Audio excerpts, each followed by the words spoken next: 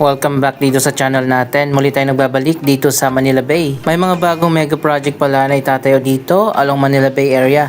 Daan muna tayo dito sa Dolomite Beach. Tingnan natin kung ano nang ganap dito.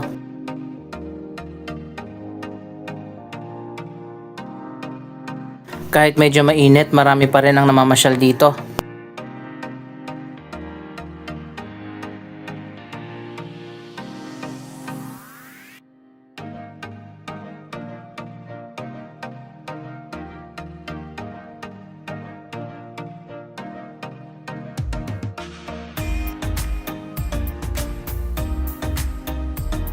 Yun nga lang, hindi pa rin natapos yung drainage system. At yung dalawang bagong ginawa na CR dito, hindi pa rin operational kasi nga walang tubig. Ang ginagamit na CR dito ay mga portalet.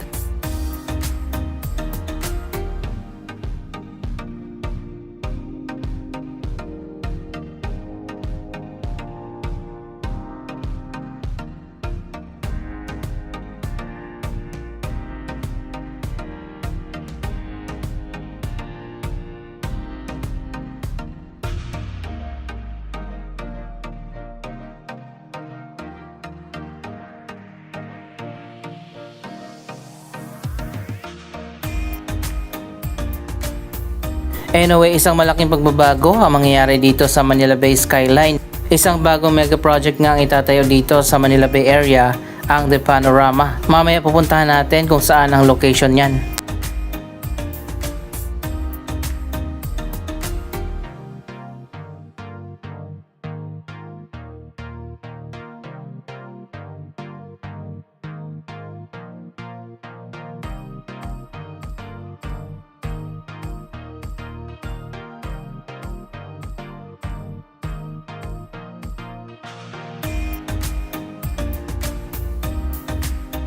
So far okay pa naman dito sa man-made beach, pero sinarado na yung kalahati nito at hanggang dito na lang yung pwede pasyalan.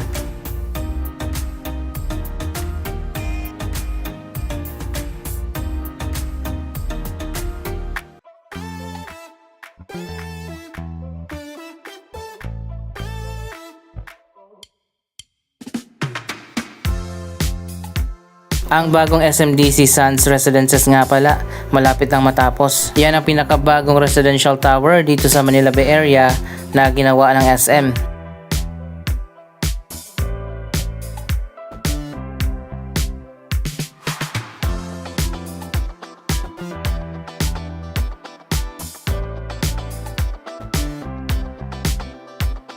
Year 2026 may development pa rin dito sa Manila Bay, which is good dahil matagal na rin na walang development dito sa area.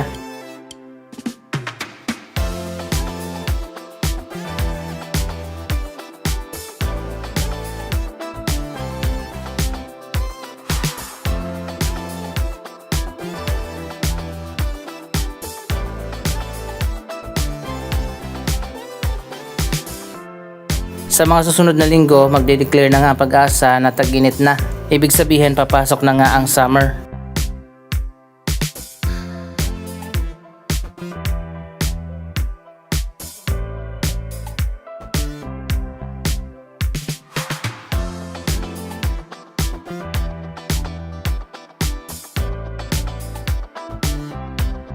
Sana ma-resolve na yung problema dito sa drainage at magkaroon na ng tubig dito sa mga bagong CR. Sayang naman yan hindi magamit.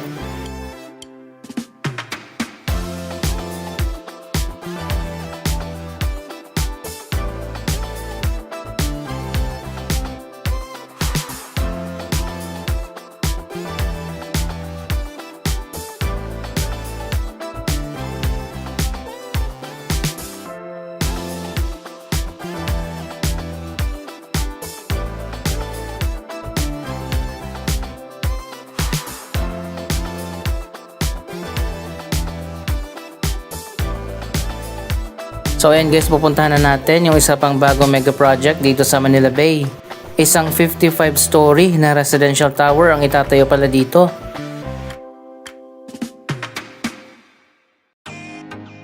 Sino mga nakabili ng unit dito sa SMDC Sands Residences? Ayan, mukhang malapit na itong matapos. Sana naman maibalik yung dating ganda ng Baywalk. Alam nyo ba dati napaka-walkable dito? Maraming mga bar at mga restaurant pati na mga cafe.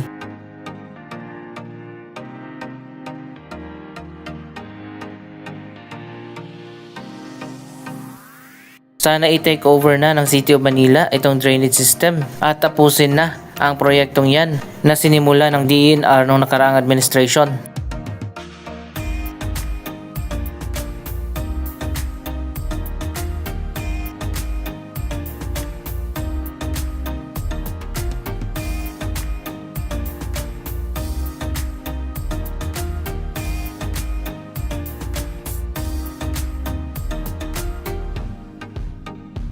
Ang pinaka shoreline area dito hindi na talaga nag-open. Dati masarap maglakad dyan, mag-jogging.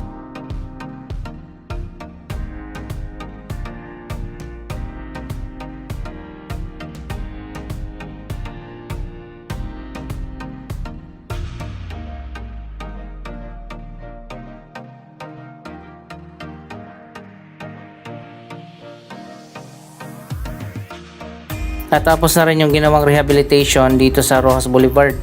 Dapat nga may asfalto dito kasi dumadaan yung mga truck.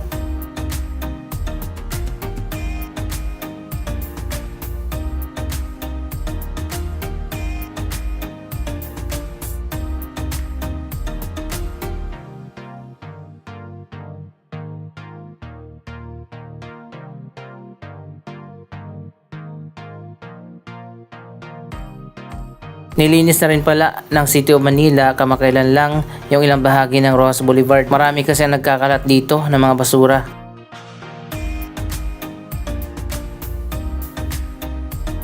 Ang ganda na pala ng Aristocrat Restaurant, isa sa mga iconic restaurant dito sa Manila Bay. Natapos na yung kanilang renovation. Ito na yung bagong look ng restaurant.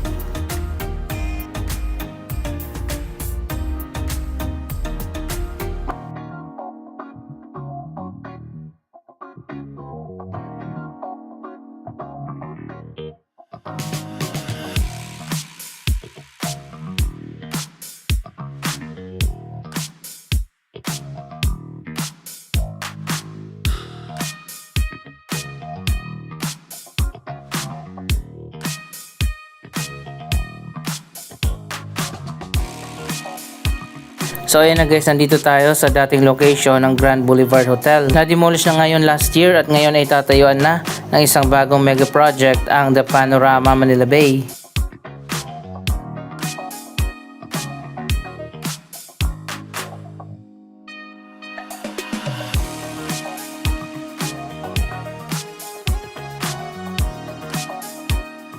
Isang 55-story na residential tower.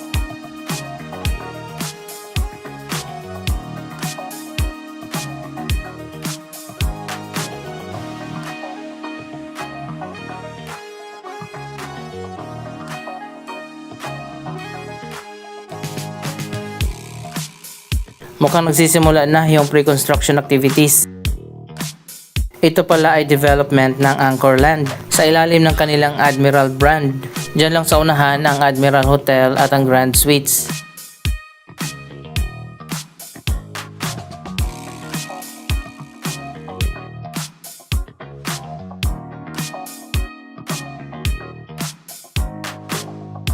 Ultra luxury residential tower pala ito na magkakaroon pa ng mga penthouse.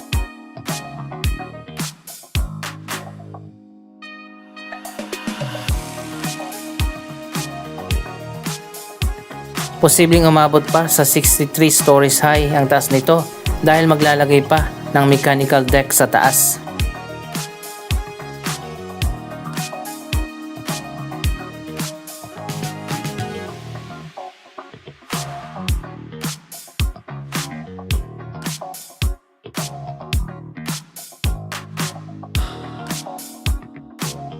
So ayun guys, alam na natin kung anong mega project ang itatayo dito. Kapag natapos na ang project na ito, magta-transform na rin ang skyline ng Manila Bay. Sobrang taas nun, 55 to 63 stories.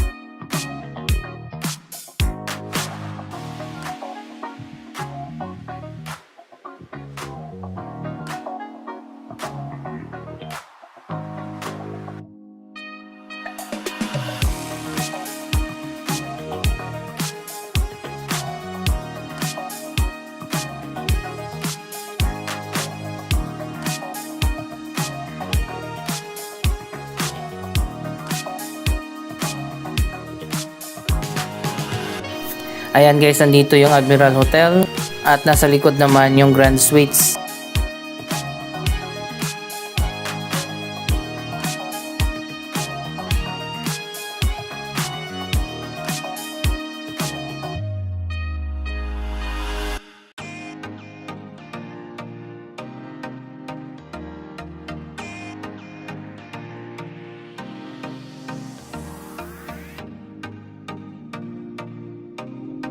Andito na tayo ngayon sa may Quirino Avenue.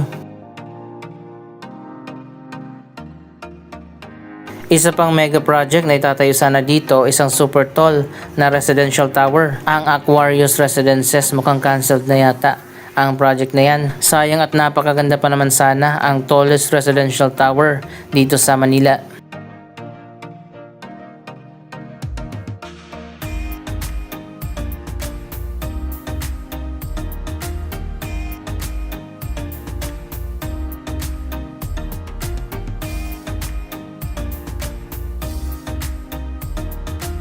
Dito naman yung dating ospital ng Maynila. Nagpatayo na nga ng bago at modern na hospital dyan sa kabila. Yung lumang hospital, dyan naman itatayo ang pamantasan ng lungsod ng Maynila, College of Allied Health Medical Sciences. Tapos na yung groundbreaking ceremony para sa itatayo na bagong medical school. Pinangunahan mismo ni Mayor Isko Moreno.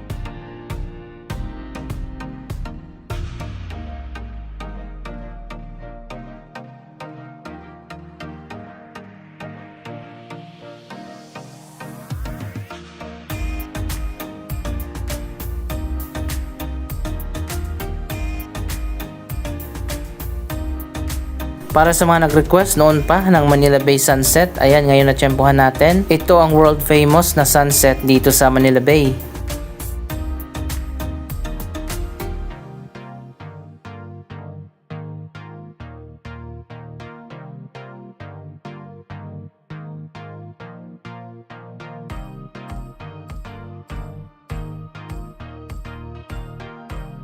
Ito pa yung isang CR dito sa kabilang dulo na hindi pa rin magamit hanggang sa ngayon kasi nga hindi na natapos yung drainage system at walang tubig. Ito yata yung sobrang buhangin na ginamit doon sa Manila Bay Dolomite Beach.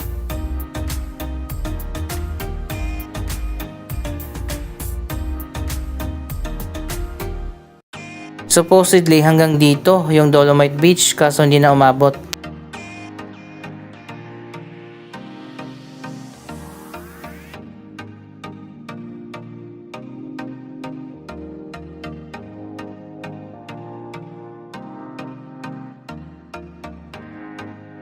Kung titingnan natin, mahaba pa yung walang dolomite dito sa Manila Bay.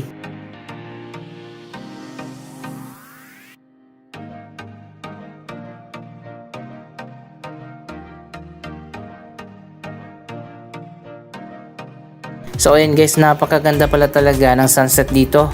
Mabuti na lang at hindi na natuloy yung mga reclamation project dito sa kabilang side. Kung hindi, matatakpan na itong magandang sunset.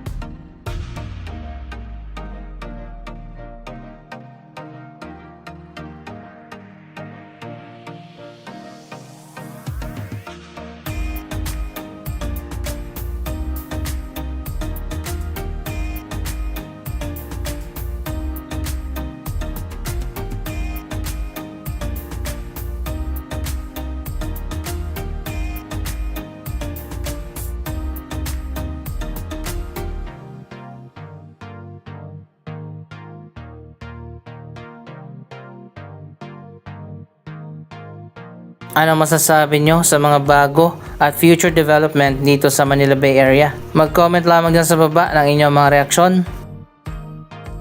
Maraming salamat sa inyong panonood. Huwag kalimutan na i-like, i-share ang video ito at mag-subscribe. Thank you for watching!